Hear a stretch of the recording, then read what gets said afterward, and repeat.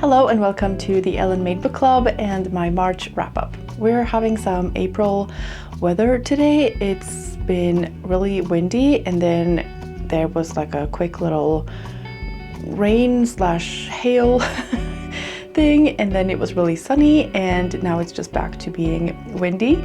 So if you can hear any windy noises, that's why. I had a really good reading month in March. I finished 8 books in March, which is a lot for me. And so I'm going to go through those books. And I also wanted to give an update, I guess, or like a wrap up on the Audiomiles challenge that I participated in March, which is hosted by Nicky at My Messy Bookshelf and Jessica at On a Stack of Books. And this event is going to continue, but the point was to listen to audiobooks while you walk or bike or do some kind of physical activity.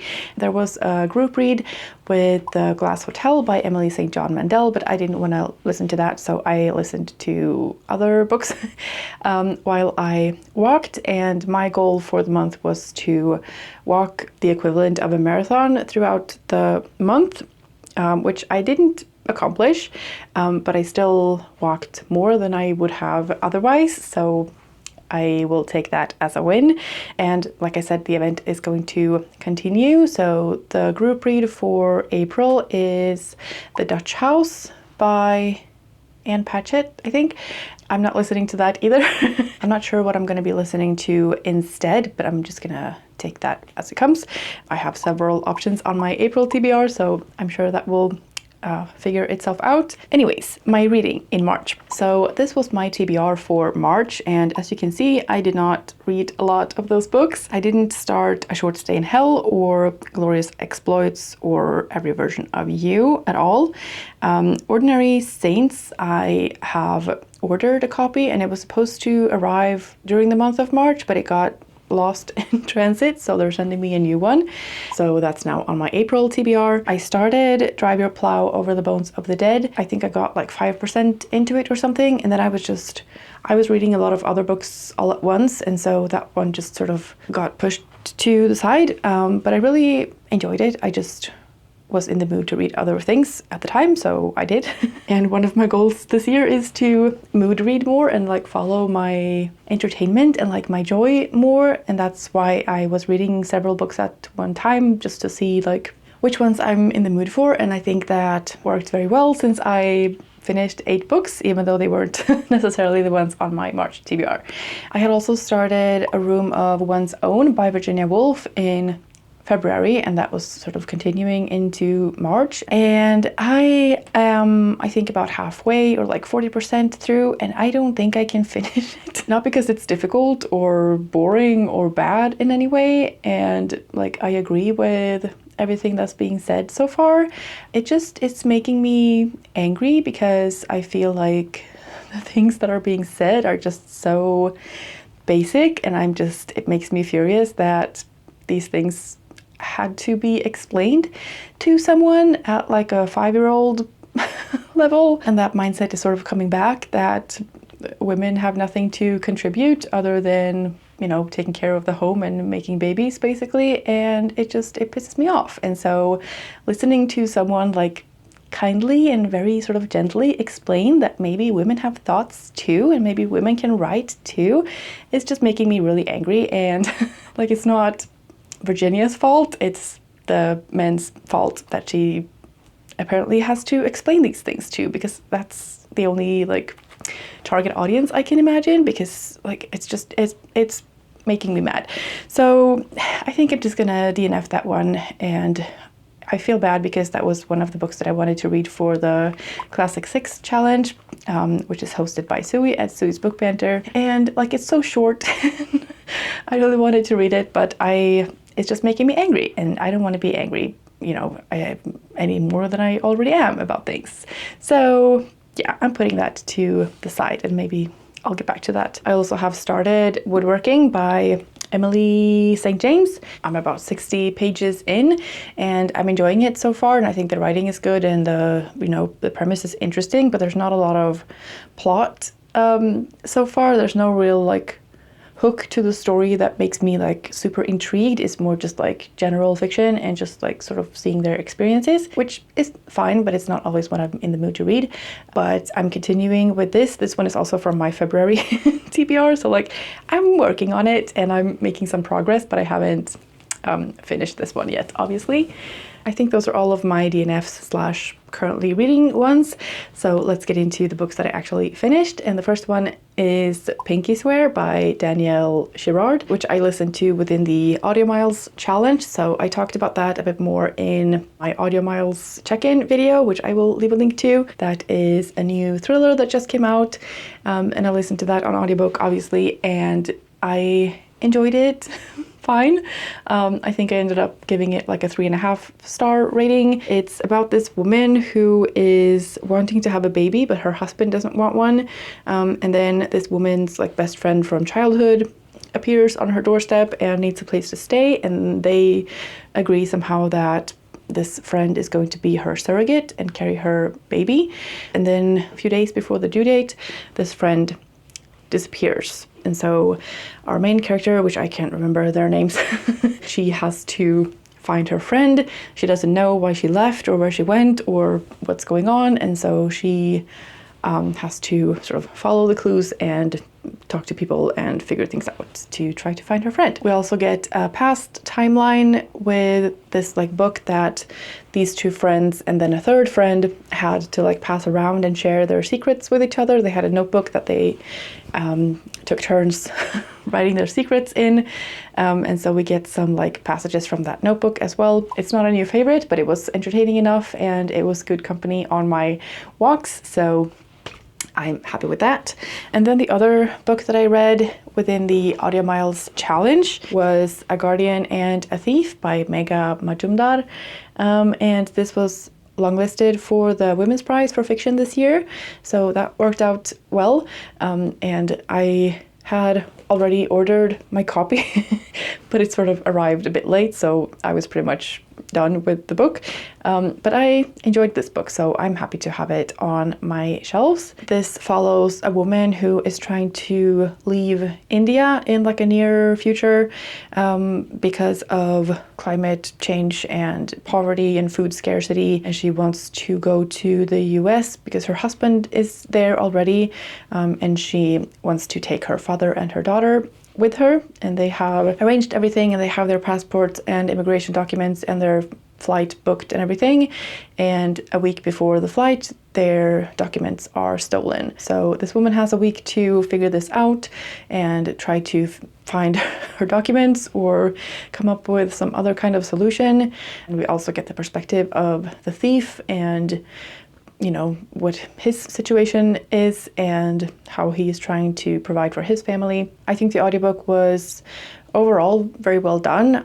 There's a child, like the daughter is 2 years old, and so the narration is not perfect for that maybe. And I also thought that like the 2-year-old was very articulate at times, but like I'm no expert, so maybe that's how 2-year-olds talk, but I don't know.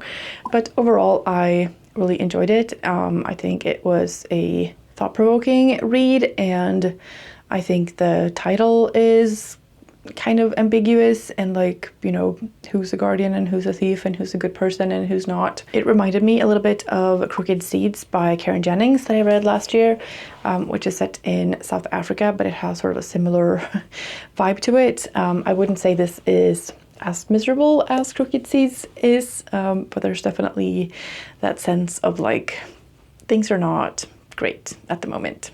And then I read Murder in the Family by Cara Hunter, which is a sort of murder mystery, but it's written in like mixed media. It's written like a true crime documentary, so it's like the script for that, or like the transcription of these experts that are trying to solve a cold case. And we get some communications within the production team, like emails and things, and then these experts go and have like interviews with witnesses or suspects or just, you know, persons of interest. It's a fun read in the sense that it's very like fast-paced. It's quick because it is in this format.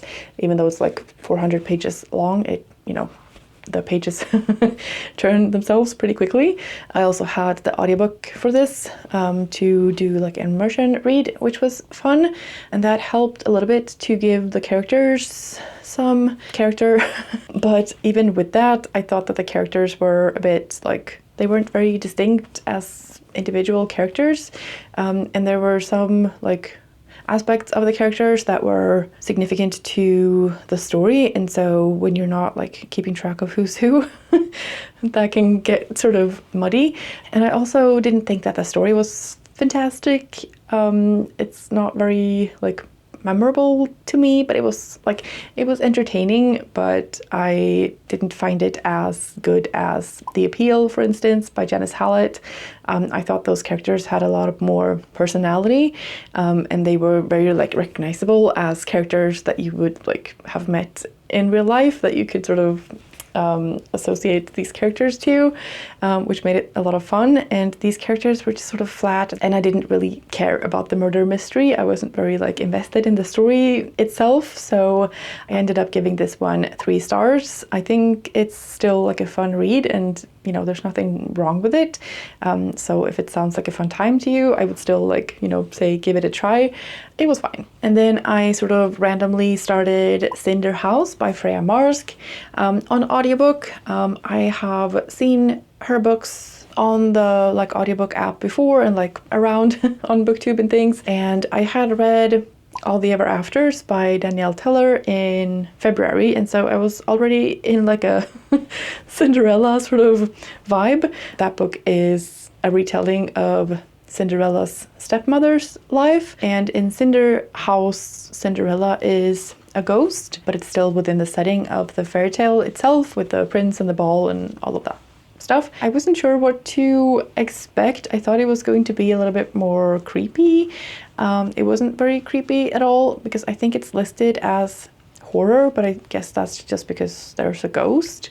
But like the main character is the ghost and she's Cinderella, so like it's not very scary, but I guess there are some things. I mean, she died to become a ghost, and there are some other elements to the story as well that might be considered horror. I don't know, but I didn't find it scary ever or even creepy. This one is also pretty short. I think it's about 4 or 5 hours, and for the most part I enjoyed it, and I thought it was, you know, an interesting take on the fairy tale. And then it sort of ended up being a bit more spicy than I had expected. I felt like there wasn't much of a point to the story other than getting it on, but I guess that's sort of the point of the fairy tale as well, you know, marrying the prince and having the happy ending and whatnot. But you know, based on the cover, I thought it was going to be a little bit more fun and lighthearted, and this was a little bit more mature than I had expected, but like that was fine. But yeah, it also felt a little bit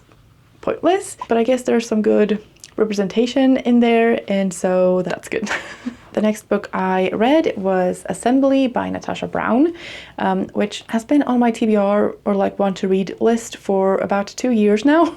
I have been meaning to get this out from the library, and I just never do. I finally decided to just buy it because I want to read it, and I had a feeling I would like it, and so yeah, I bought it, and then I read it within like a day or two. I feel like that was a good decision. This follows a Black woman in Britain and at her like workplace, and she is preparing to go to her boyfriend's family estate for like a garden party, and I thought that the story was going to take place more at the garden party, but it's not.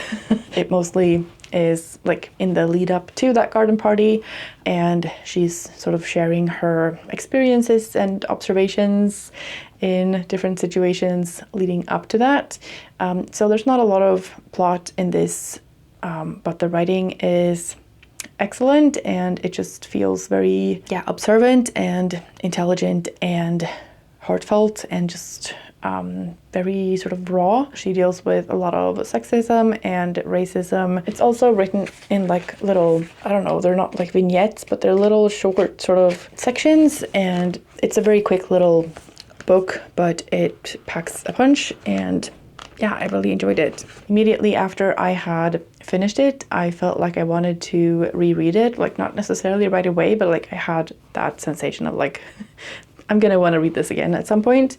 And I still feel that way. I feel like there's a lot in here, and you know, there's a lot to take in. The first time I read it, I wanted to see where the story was going and like what the book as a whole was about. And so I don't think I rushed through it, but I think that on a reread, you know, things might sort of soak in a little bit more. And so, yeah, I would definitely read this again and would highly recommend.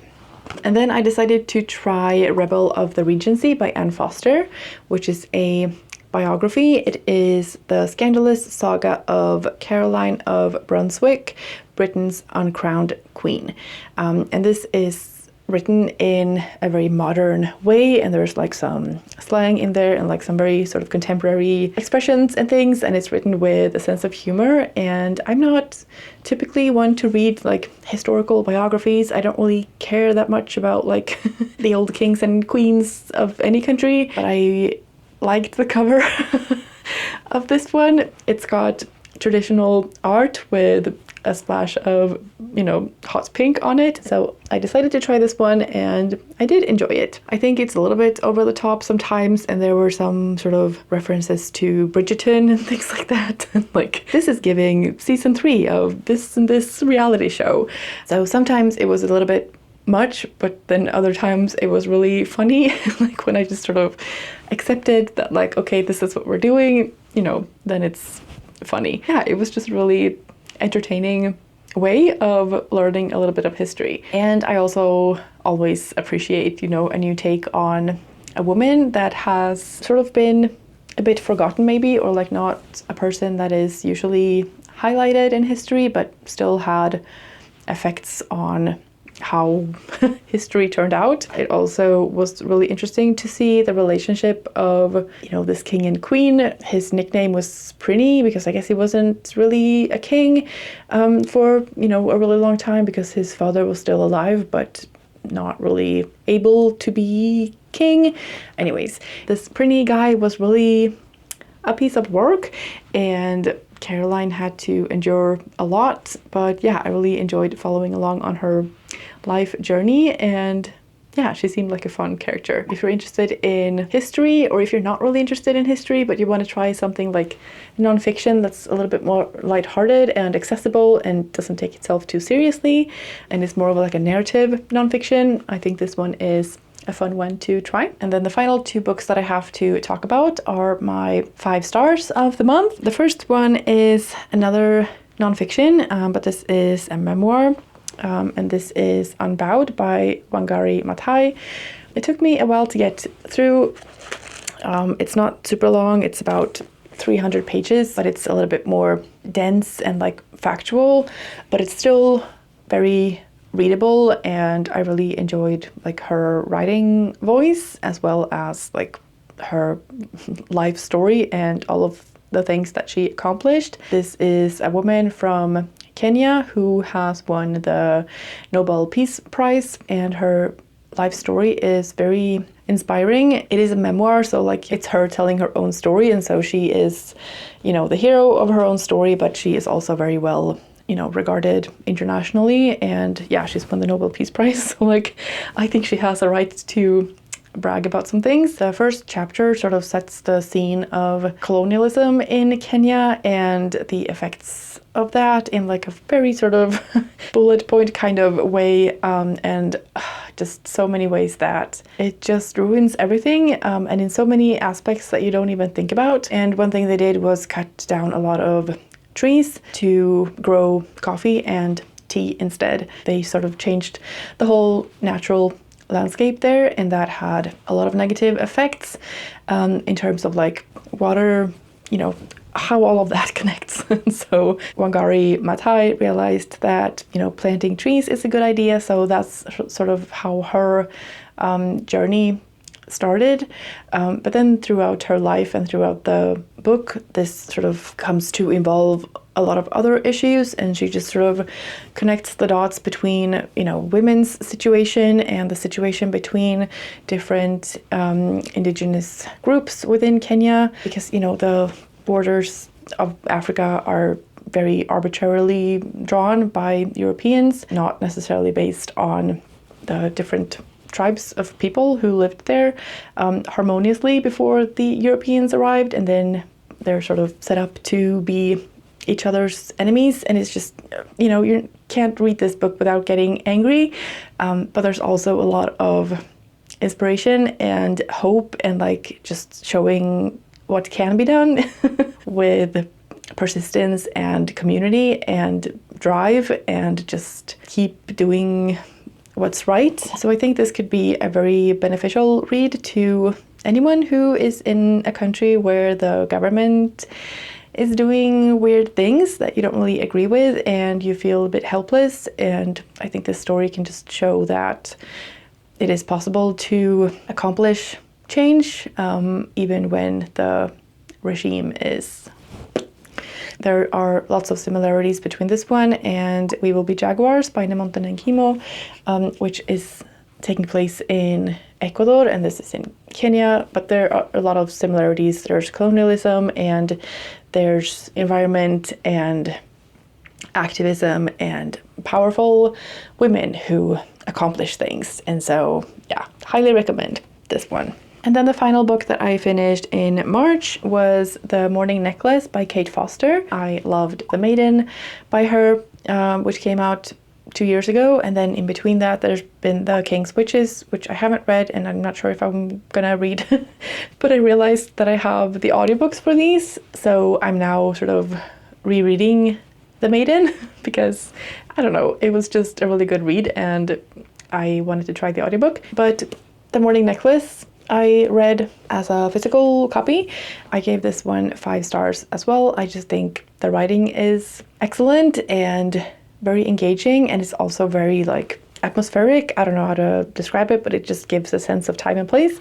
And I also really liked the story. This is set in Edinburgh in 1724, and we follow a woman called Maggie who is convicted of having murdered her newborn child, and she's sentenced to be hanged. Oh my goodness, the trees are bending all kinds of ways outside. Anyway, yeah, she is sentenced to be hanged, and then she is hanged, but she survives, even though they think she died, but she didn't. Yeah, we follow the story leading up to her conviction and her sentencing and all of that, and then we also follow her afterward. Just like The Maiden, this is a very feminist story, I would say, and it gives a very strong perspective of just the experience of being a woman in this time and the things that were deemed illegal, like concealment of pregnancy. It's also a very like engaging story in other ways. She meets some people and she has a lot to learn. It's feminist and emotional and talking about some difficult things while also being an engaging story with excellent writing. So yeah, I love this. I give this 5 stars. If you enjoyed The Maiden, I think you would enjoy this one too. So yeah, love this one. That's my March wrap up done. My favorites were definitely The Mourning Necklace and Unbowed. Recommend both of these. And yeah, I would love to know what your favorite read was in March. Thank you so much for watching. I hope you're having a fantastic day, and I will see you in the next one.